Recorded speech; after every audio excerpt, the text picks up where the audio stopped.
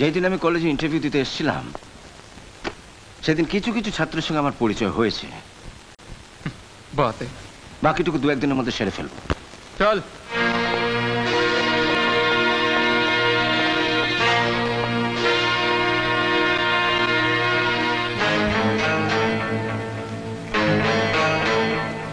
Sir sir lighter হবে? Light গর্দবের মতন থাকবে, বাঘ হবার চেষ্টা করবে না। Get out, get out.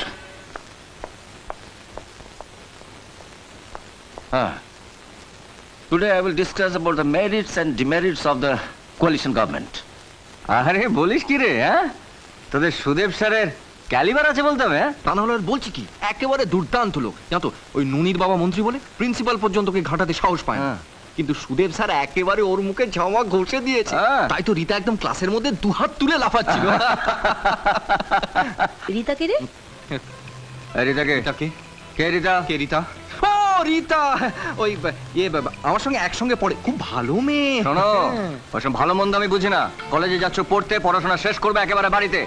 ভালো মেয়ে, ওই মেয়েগুলো চাকে একটা ছেলে ধরা, একেবারে ওদের খপ্পরে পড়বে না। এই দাদা, ওই ঘরে আমার একটা নোট আছে, নিয়ে আসি।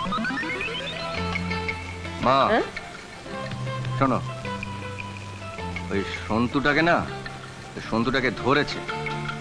কে ধরেছে? কি ধরেছে? ছেলে ধরেছে। হ্যাঁ? এ আপনি কি বলছেন কি? ননির মতন ছেলের সঙ্গে এর থেকে ভালো ব্যবহার করা যায় না। আপনি জানেন ওর বাবা মন্ত্রী, কত পাওয়ারফুল। So what? আমার কাছে সবাই ছাত্র, সে মন্ত্রীর ছেলেই হোক আর সাধারণ লোকের ছেলেই হোক। আপনি আমার অবস্থাটা বুঝতে পারছেন না। রোজ চেয়ারম্যানের ফোন আসছে, তার কারণ হচ্ছে ওই ননি। আপনি প্লিজ ওকে আর ঘাঁটাবেন না, তাতে কলেজের ক্ষতি হবে। ক্ষতি হবে? একজন অধ্যাপক হিসেবে তো আমার মনে হয় এতে কলেজের লাভই হবে। ছাত্ররা ভালো মন্দ তফাৎটা বুঝতে পারবে। এই কলেজ আমার মায়ের মতন। আপনার যদি মনে হয় ননিকে শাস্তি দেওয়ার জন্য আপনার ওই চেয়ারের ক্ষতি হবে, সেক্ষেত্রে আপনি আমার জায়গায় অন্য কাউকে ক্লাসে পাঠান।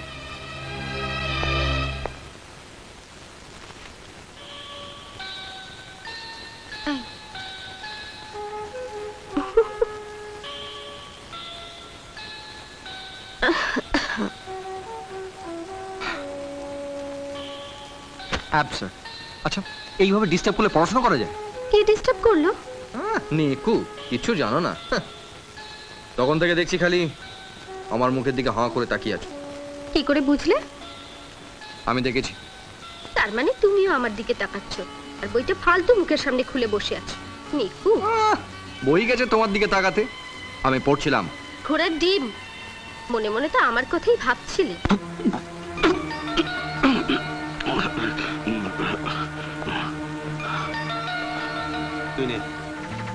দেখো, আমি গরিবের ছেলে, ওসব ফালতু কথা ভেবে মনে কষ্ট পেতে চাই না। দাঁড়াও দাঁড়াও, ফালতু কথা কে বললো? আমি বাবার সঙ্গে কথা বলেছি, বাবা বলেছেন পাশ করার পর।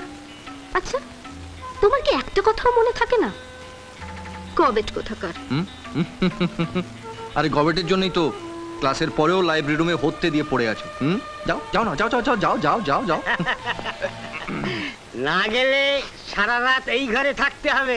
হ্যাঁ, রাত অনেক হয়েছে, এবার আমি লাইব্রেরিতে তালা চাবি মারবো। इस लाइब्रेरी में बंद है और चाबी खो जाए। কি রে? হ্যাঁ, লাইব্রেরিতে ববি, তোরা নিঘাত আমার চাকরিটা খাবি।